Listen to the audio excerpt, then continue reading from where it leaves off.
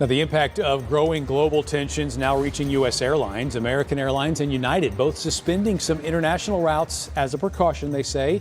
Now, Fort Worth-based American has put flights between Doha, Qatar, and Philadelphia on hold until Sunday. $84 billion. That's how much the global airline industry is expected to lose this year, and the dire predictions don't stop there. The losses will continue to pile up next year, hitting $100 billion as traffic likely struggles to recover and airlines slash fares to underprice one another to win back customers. But passenger numbers have since dropped off. Now, United is cutting 36,000 jobs, nearly half its U.S. staff, and others could soon follow. Remember the sound of a packed terminal rolling suitcases, boarding calls, kids begging for snacks? 2 years ago, that noise was America's heartbeat. Today, the heartbeat is faint.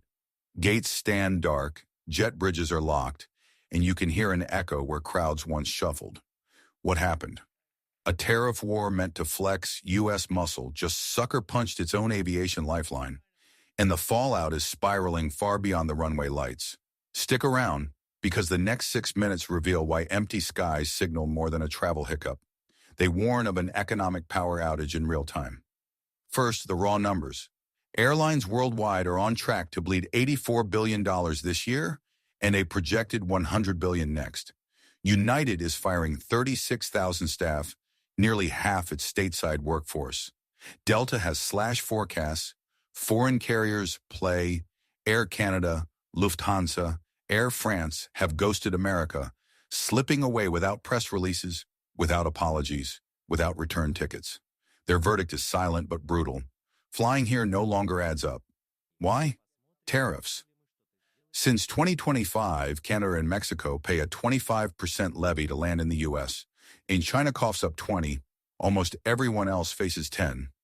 Every bolt, winglet, gallon of jet fuel, every line of maintenance code costs extra. Airlines aren't staging protest marches. They're simply rerouting aluminum and jobs to friendlier skies. Consequences? Routes between America and Canada alone have lost 320,000 seats this year. Buffalo's International Concourse is a ghost set from a dystopian film. Tampa's duty-free shelves gather dust. In Seattle, cabbies report 30% less airport traffic. Restaurant owners in the arrivals hall have shuttered, their neon signs now permanent off switches. The ripple hits households next. Buffalo's hotel occupancy has collapsed 40% since January. Tour guides, baggage handlers, TSA agents all see half-empty schedules and half-empty paychecks.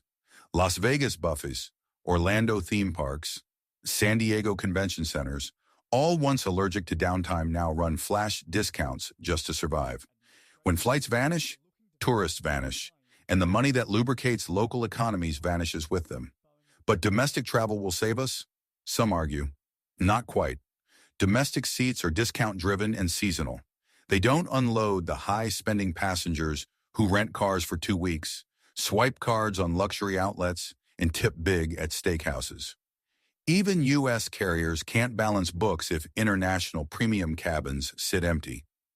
Delta's latest investor call admitted as much. Without overseas travelers, their math fails. Shift your gaze overseas, and you'll spot the new winners.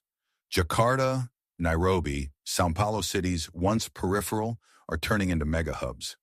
Turkish Airlines erased America from its expansion map, but ordered extra wide bodies for India and Brazil.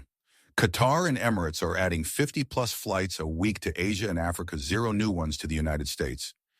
China is cutting trans-Pacific frequencies while stitching new paths across Africa and Latin America. These moves aren't temporary. They're baked into fleet plans, lounge builds, loyalty programs. And here's the geopolitical uppercut. Business delegations, investors, foreign students, they follow direct flights.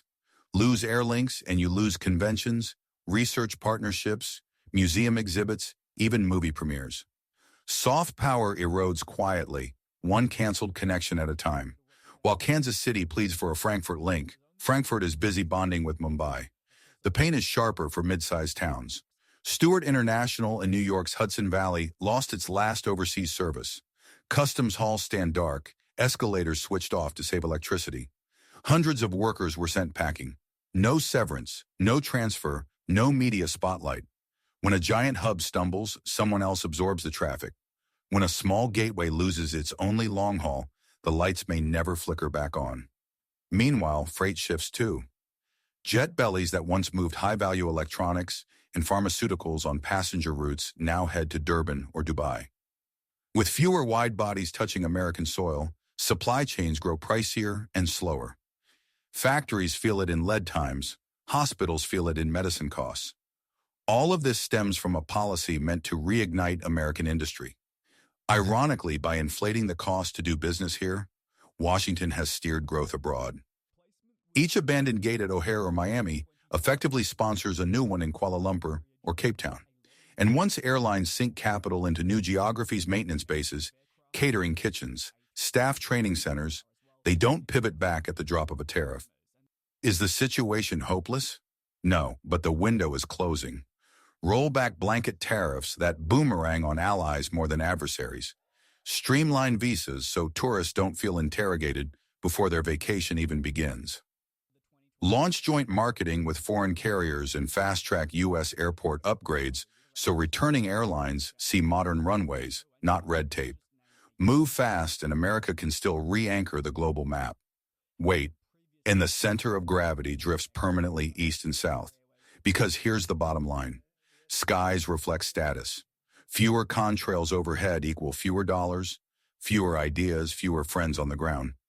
Left unchecked, America risks becoming a flyover symbolically as well as literally visible from 36,000 feet. Seldom landed upon, increasingly irrelevant. So what happens next? That depends on choices made in conference rooms and congressional hearings right now. Reverse course and the sound of rolling suitcases returns, along with paychecks and partnerships. Stand firm and watch another monthly schedule update erase yet another U.S. city from the global grid. If you care where those contrails trace, hit subscribe. We'll track every liftoff and every letdown, because the story written in the sky today forecasts the power map of tomorrow. America's next move starts, but only if it still has flights left to board.